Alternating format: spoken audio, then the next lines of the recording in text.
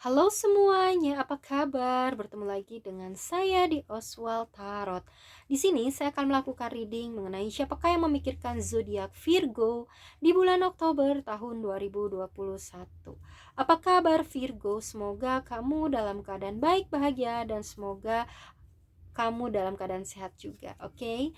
Di sini saya akan shuffle kartunya terlebih dahulu ya Virgo. Kita coba lihat siapakah yang memikirkan zodiak Virgo di bulan Oktober tahun 2021. Siapakah yang memikirkan zodiak Virgo di bulan Oktober tahun 2021?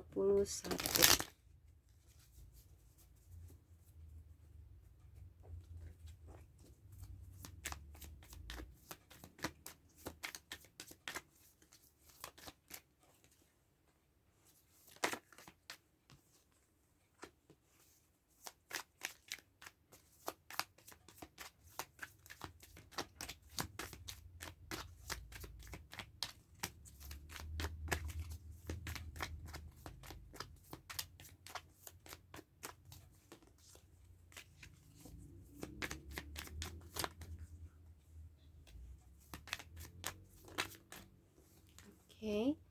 Kemudian saya akan ambil juga dari Lenormand. Siapakah yang memikirkan zodiak Virgo di bulan Oktober tahun 2021? Siapakah yang memikirkan zodiak Virgo di bulan Oktober tahun 2021?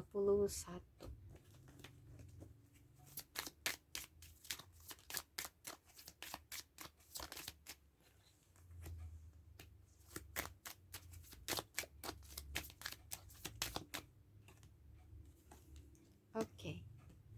Virgo, di sini saya sudah shuffle ya kartunya. Kita buka dulu kartunya satu per satu. Di sini ada kartu Seven of Swords. Kemudian ada kartu The Wheel of Fortune. Lalu ada kartu Four of Pentacles. Dan ada kartu Eight of Swords. Oke. Kemudian di Lenormandnya di sini ada kartu Gunung. Lalu ada kartu Kompas. Dan ada kartu Bulan. Ya. Siapakah yang memikirkan zodiak Virgo di bulan Oktober tahun 2021? Di sini ada potensi dari zodiak Libra, Gemini, Aquarius, Sagittarius, Capricorn, Taurus, Virgo. Yang paling kuat di sini ada Sagittarius, Sagittarius, lalu ada Libra, Gemini, Virgo ya. Libra, Gemini, Aquarius, Earth sign juga ada Capricorn, Taurus, Virgo. Yang paling kuat Sagittarius, Libra, Gemini, Virgo ya. Oke. Namun tidak selalu berpatokan kepada zodiak ya, bisa saja zodiak itu hanyalah energi. Oke. Yang memikirkan Virgo di sini ya. Oke, seseorang yang pernah mencurangi koneksi ya dengan kamu ya. Seseorang yang pernah berlaku curang terhadap kamu ya, entah dalam asmara ataupun dalam pertemanan. Di sini ada seseorang yang pernah merugikan kamu dan mencurangi kamu gitu ya. Ketika dia berlaku curang, ketika dia berlaku merugikan kamu di sini ya, hubungan ini menjadi sangat sulit ya untuk dijalani dengan baik gitu ya, karena pasti ada kecurigaan ya, pasti merasa tidak aman, tidak nyaman, tidak percaya gitu ya terhadap orang ini. Dan juga di sini dia juga tidak tulus jadinya ya, sehingga hubungan ini sangat berliku dan sulit sekali untuk dijalani dengan baik gitu ya, karena adanya suatu kecurangan sehingga meruntuhkan kepercayaan gitu ya. Dan seseorang yang berlaku curang ini sebetulnya ada karma yang terjadi untuk orang ini gitu ya, ada takdir yang membuat dia menjadi kena karmanya gitu ya. Di sini ada roda, perputaran roda gitu, sehingga bisa jadi dia dicurangi balik gitu ya oleh seseorang gitu ya. Dan di sini dia jadi banyak belajar ya, orang ini jadi banyak belajar, ada kompas ya, jadi tahu tujuan hidupnya, jadi tahu apa yang harus dia lakukan gitu ya, jadi tahu gitu mana jalan yang lurus, mana yang jalan yang tepat ya di dalam berinteraksi dengan orang gitu ya, karena kecurangan itu adalah sesuatu hal yang tidak baik ya, sesuatu hal yang buruk gitu. Dia seperti kena karmanya, dan semesta seperti menunjukkan jalan yang tepat gitu ya dalam berperilaku dengan orang-orang gitu ya. Dan di sini juga ya perputaran roda pengalaman hidup itu sangat berperan penting gitu ya di sini. Tetapi memang walaupun dia sudah kena karmanya, dia masih memiliki keegoisan yang cukup kuat gitu ya. Dia masih mementingkan dirinya sendiri ya. Tetapi mungkin memang dia tidak berlaku curang gitu ya, tetapi dia masih egois. Mungkin awalnya di sini sebelum dia kena karma dia curang dan egois gitu, hanya mementingkan dirinya. Tetapi ketika dia sudah kena karma, curangnya sudah enggak gitu ya.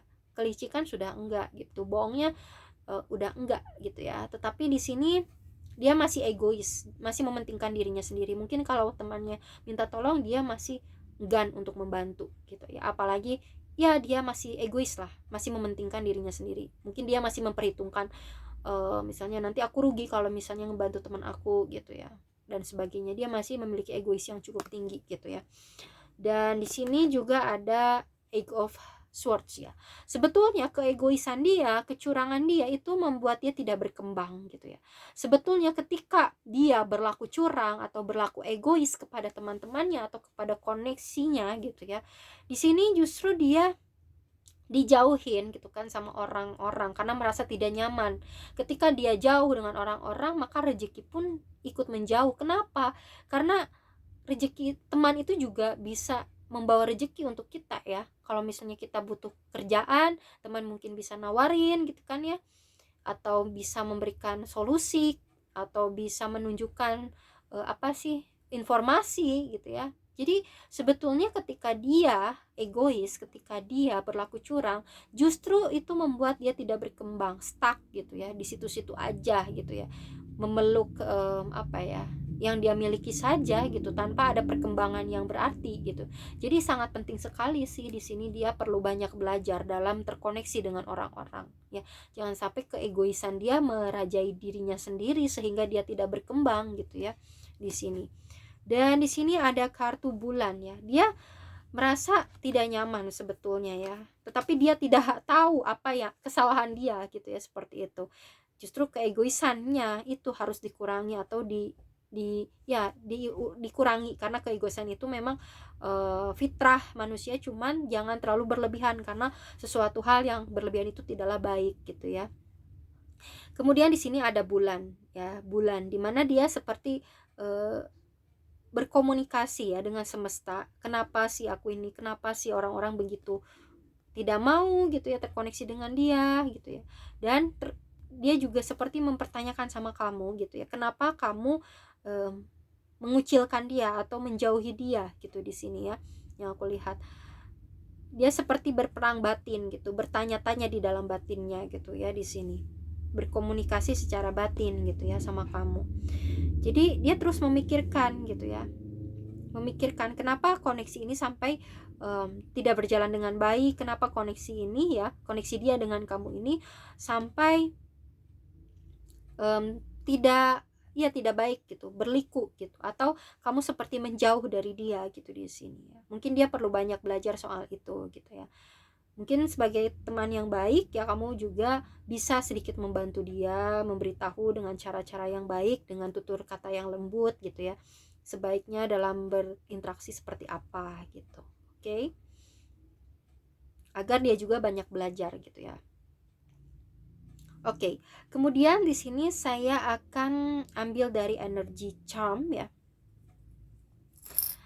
Kita lihat dari energy charm. Siapakah yang memikirkan zodiak Virgo di bulan Oktober tahun 2021? Oke. Ini sepertinya energinya cukup kuat ya. Di sini ada ada zodiak Leo.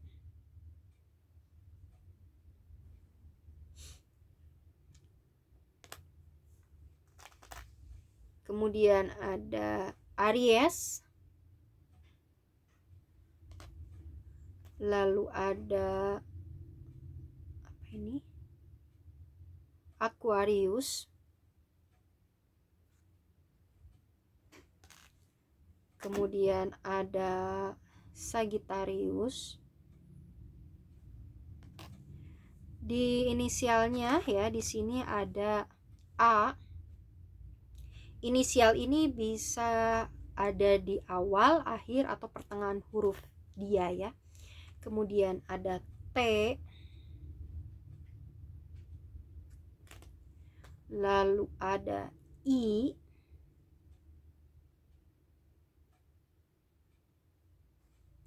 Kemudian ada V. Lalu ada C. Lalu ada J. Kemudian ada Q. Lalu ada Y.